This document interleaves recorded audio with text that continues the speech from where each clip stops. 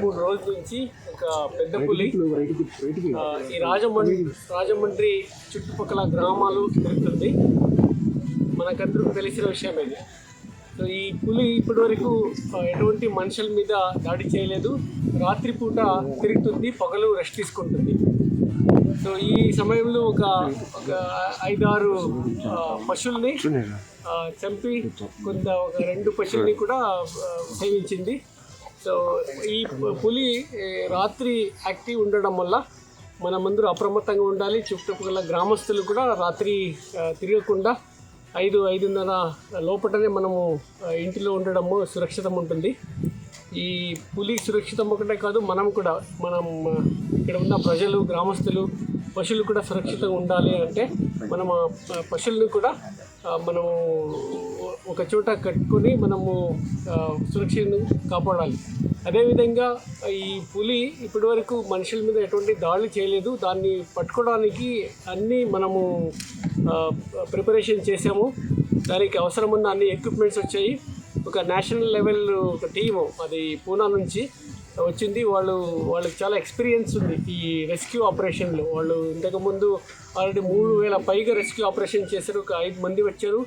అన్ని రకాల ఎక్విప్మెంట్స్ ఉన్నాయి. డ్రోన్స్ థర్మల్ డ్రోన్స్ ఉన్నాయి. అడ్వాన్స్ థర్మల్ డ్రోన్స్ అనే ఉంటుంది.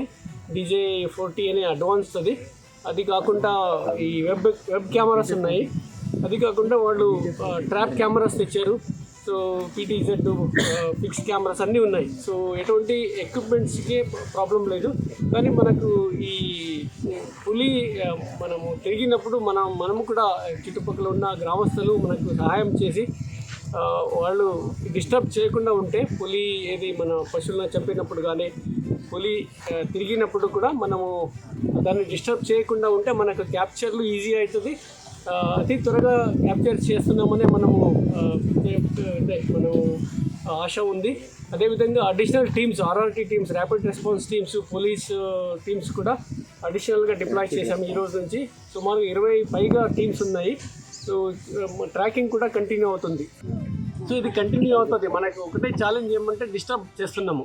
సో అది డిస్టర్బ్ చేయకుండా ఉంటే మనకు ఆ పులి మనుషులకి స్మెల్ వస్తే దూరం వెళ్ళిపోతుంది. 2-3 కిలోమీటర్లు మనుషులు ఏదైనా కనిపిస్తే దూరం వెళ్ళిపోతుంది. కాబట్టి మనుషులు లేకుండా ఉన్న స్థలంలో మాత్రమే పులి ఉండటం అనేది వాస్తవము. కాబట్టి అది అతి త్వరగా క్యాప్చర్ చేసి దాన్ని రిలొకేషన్ చేస్తాము. లేకపోతే అది వచ్చినప్పుడు డిస్టర్బ్ చేయకుండా ఉంటే అది నేరుగా ఫారెస్ట్కి వెళ్ళడానికి కూడా chances. Okay. So just come here. We'll just have a look at what is happening here. As of now, we just need to see what exactly happened and then we'll take it forward. అందరూ చెప్పేది ఒకటి, public ఇప్పుడు tiger మన ఏరియాకి రావడం ఎప్పుడో మనం అందరం వింటాం. ఎప్పుడు లైఫ్ టైంలో ఒకసారి వింటాం. అది వచ్చిన టైగర్ కూడా మన ప్రాంతంలోకి అది రావడం వల్ల మనకంటే ఎక్కువ అది భయపడుతుంది మనం చూసి. కాబట్టి పబ్లిక్ దాన్ని దగ్గరగా పోకుండా, అది తిరుగుతున్న ఏరియా ఫారెస్ట్ వాళ్ళు చెప్పినప్పుడు దానికి దూరంగా ఉండి దానికి కొంత కామ్ డౌన్ అయ్యి సెటిల్ అవ్వడానికి టైం ఇస్తే దాన్ని ఫారెస్ట్ డిపార్ట్మెంట్ వారు పట్టుకోగలుగుతారు. అన్నెసరీగా మొబైల్ ఫోన్స్ పట్టుకుని యంగ్స్టర్స్ అంతా పొలాలంతా పరిగెట్టి దాన్ని డిస్టర్బ్ చేయడం వల్ల అది ఇంకా భయపడి అది ఇంకా ఇబ్బంది కలిగించే అవకాశం ఉంటుంది. కాబట్టి మీ ద్వారా CCF గారు కానీ, కలెక్టర్ గారు కానీ, నేను కానీ చెప్పేది ఒకటే, ఎక్కడైనా పులి ఉంది అని మనకి ఐడెంటిఫై అవ్వగానే ఆ ప్రాంతానికి సివిలియన్స్ కానీ పబ్లిక్ కానీ పోకుండా ఉండాలి. అది అక్కడ సెటిల్ అవుతుంది.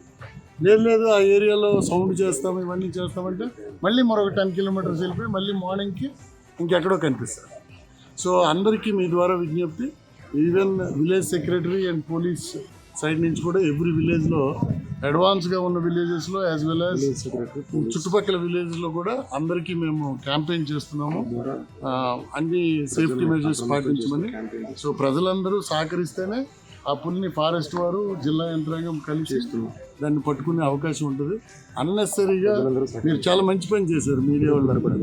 మేము వెళ్ళామని అక్కడి దాకా రాకుండా ఇక్కడే మీరు వెయిట్ చేశారు. సో ఆ సెన్స్ ఆఫ్ రెస్పాన్సిబిలిటీ ఉంటే దెన్ సర్టెన్లీ మనకి టైగర్ దొరుకుతుంది. ఎందుకంటే మీ అందరికీ తెలుసు, మీ అందరి దగ్గర వీడియోస్ ఉన్నాయి, హౌ ఇట్ ఈస్ డిస్టర్బ్. పాపం దానికి దారి ఎట్టుకోవాలో తెలియక రోడ్డుకి అడ్డంగా తిరుగుతాను. So I request all the civilians to support the forest department as well as district administration.